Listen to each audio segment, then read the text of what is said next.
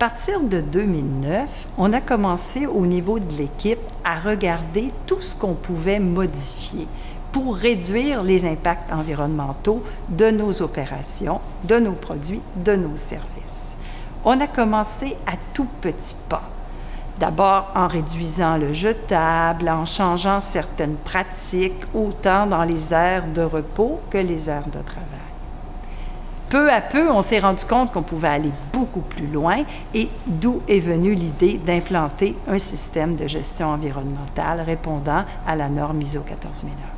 Donc, au départ, réduire le jetable, aller chercher l'attestation ici on recycle, le niveau performance, puis le système de gestion environnementale, l'atteinte de la certification ISO 14001, la norme des produits électroniques au Canada. Et peu à peu, l'équipe s'est enthousiasmée. On est allé chercher des reconnaissances, donc des prix sur le modèle de développement durable qu'on essayait d'implanter. Alors, ça nous a amené à aller toujours plus loin dans notre réflexion sur l'économie circulaire et sur notre façon de réduire les impacts environnementaux de la technologie. Il y a 17 ans, nous avons commencé à faire du service d'entretien et de réparation pour les spas. À voir la tendance, il y avait de plus en plus de spas disponibles sur le marché qui revenaient dans le fond, et donc les gens ne voulaient plus posséder leur spa. Donc, nous, on les récupérait. Nous avions commencé tranquillement les premières années à en faire simplement comme ça à temps perdu. Et puis finalement, c'était devenu une activité qui permettait de retenir les employés toute l'année en faisant plusieurs réparations et plus de 20 comme ça, spas réusinés durant la saison. Donc le réusinage de spa est devenu maintenant une activité annuelle. Donc on a pu conserver plus de personnel au bureau sur une année. Donc l'opportunité est vraiment présente, puis on en est vraiment content. Alors, on y est allé pas à pas. On n'a pas tout démarré d'un coup. On a commencé en fait au début par la réparabilité. Donc on a fait le pari assez vite de se dire tiens, les consommateurs vont sans doute demain vouloir consommer des produits qui soient durables et qui soient. C'est un peu idiot de jeter un robot ménager assez complexe avec plein de fonctions et assez technologique parce que vous avez cassé le bol ou parce que vous avez cassé une petite pièce plastique, un bouton par exemple de réglage. Et puis, chemin faisant, on s'est dit mais derrière la réparabilité, il y a aussi la recyclabilité qui est importante. Parce qu'il y a bien sûr des produits dont on peut prolonger la vie, mais on s'est dit aussi, oui mais en fin de vie, qu'est-ce qui arrive avec nos produits ou par la matière? Et donc on s'est engagé dans des filières de réparation, de recyclage en fin de vie, des filières publiques, dont c'est le cas de écosystèmes, éco-organismes français, mais on fait ça dans plein d'autres pays du monde. Chaque fois qu'il y a une filière sur les déchets électriques et électroniques en fin de vie, on est impliqué dedans.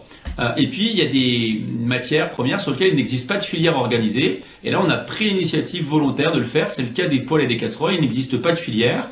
Et comme on est leader mondial de ces catégories-là, on a décidé de l'organiser nous-mêmes et de faire des opérations recyclage régulières pour recycler ces articles-là qui sont aujourd'hui très mal recyclés. Il faut savoir que les poêles et les casseroles, en France notamment, c'est 60% des casseroles et des poêles qui partent dans les ordures ménagères. Donc qui sont jetés dans la poubelle classique. Ce qui est hallucinant, c'est des produits dans lesquels il y a des matériaux qui valent plusieurs milliers d'euros la tonne. Donc c'est une aberration, une erreur économique et écologique. Voilà. Donc voilà pourquoi on y allait. Et puis en tout dernier bout de la chaîne, on commence à se pencher sur des modèles d'affaires innovants comme l'économie de la fonctionnalité.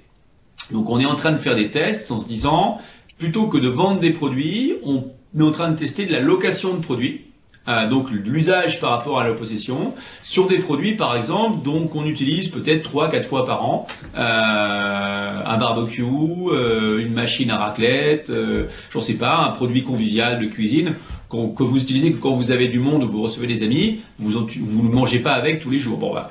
Donc on se dit pourquoi pas louer. Et donc on est en train de tester ces modèles d'affaires d'économie circulaire qui sont l'économie de la fonctionnalité. Et là c'est un nouveau modèle d'affaires à inventer. Faut bien raisonner avec un partage de la valeur assez complexe entre différents acteurs. Voilà, on est en train, ça c'est l'horizon un peu nouveau si vous voulez de l'économie circulaire qu'on est en train de défricher aujourd'hui. Puis de manière plus globale, mais c'est vrai pour plein de projets de développement durable.